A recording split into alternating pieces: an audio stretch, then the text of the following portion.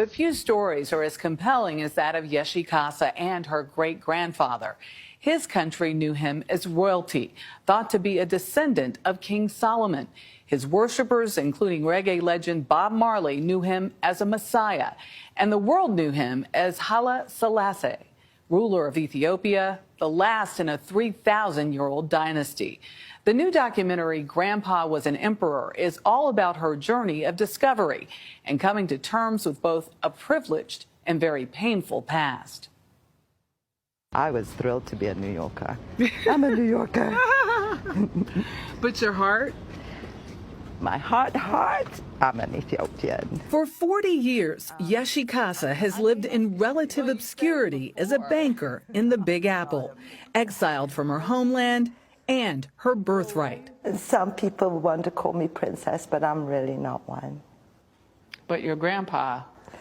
My grandfather was an emperor, yes. Grandpa Was an Emperor is the little-known story behind the overthrow of Emperor Haile Selassie, a monarchy which claimed ancestral ties to King Solomon and the Queen of Sheba. So what do I remember about him? He was very strict, very austere, very quiet. You weren't allowed to just talk and act in any kind of childlike way. You had to be very grown up. From 1930 to 1974, Selassie federalized a once feudal nation, abolishing slavery, resisting Italy's fascist occupation, Emperor Haile Selassie rides in majesty through London, and raising Ethiopia's political standing around the world. The White House rolls out the red carpet for Emperor Haile Selassie. He also presided over the continent's first African Union. But poverty and a crippling famine began to undermine his rule, as well as his annexation of neighboring Eritrea. This is the last picture taken before our lives went straight to hell. This film answers a lifetime of questions. This was the hardest one ever because of all these stories. Filmmaker Constance Marks, director of Sundance Award winner Being Elmo, befriended Casa while the two volunteered at a homeless shelter. She told me her family's story. And she said, we're thinking about either writing a book or making a film. And I said, do you know what I do? And she said, no. And I said, I'm a documentary filmmaker. Casa's story begins in 1973, when at 11, she and her sister were sent abroad to boarding school. I was a badly behaved child, so... You admit that freely? I do freely admit that. So they had promised us, you know, when you go, you'll be back in less than a year, you'll be able to come home. But in September 1974, a Marxist-Leninist junta called the Derg seized the nation. My father called and he said, don't come back to Ethiopia, go to Switzerland. When the revolution first started, you know, they kept saying it's going to be a bloodless revolution. They promised, you know, land for the farmers and economic reforms and political reforms and social reforms. Instead, it became a bloodbath, first with the execution of 60 men. Then with the Red Terror, which claimed hundreds of thousands of lives, including that of her father, and on August 27, 1975, Haile Selassie himself. Later on, we discovered that he was murdered. Yeah, he was murdered. And he used to be an emperor, you know. What do you think the perception of your great-grandfather was versus the reality?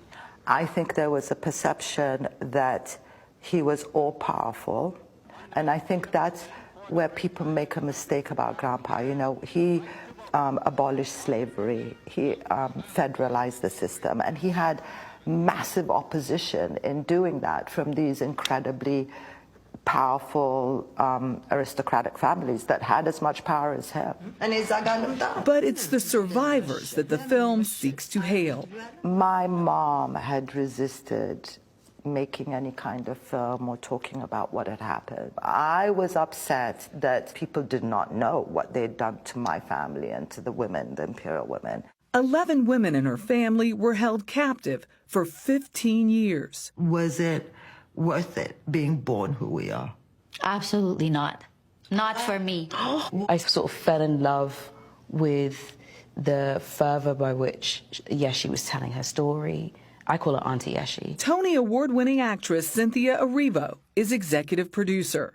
Auntie Yeshi was just telling this really vulnerable story, no holds barred. We don't get to do that very often, and it's a huge, huge life that was lived and is still being lived, and I just felt immediately like people had to see it. I don't want to spoil it. Right. I don't want to spoil it, but there are moments there. The Bob Marley moment. He was a good person, and he took care of me.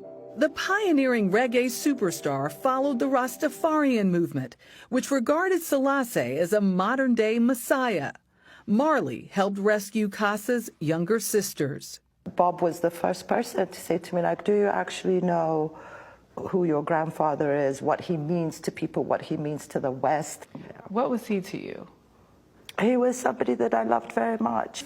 Kasa hopes telling this story will set the record straight, the good and the bad on all sides.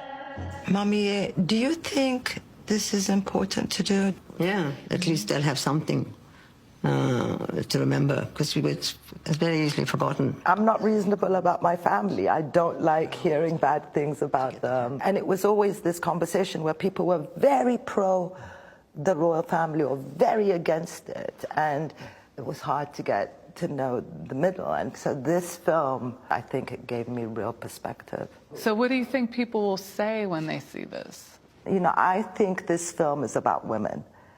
You know, the ladies in London who helped the princesses who were in prison, the people who helped rescue my siblings. Like, this film is about women. So I hope that that's what people see.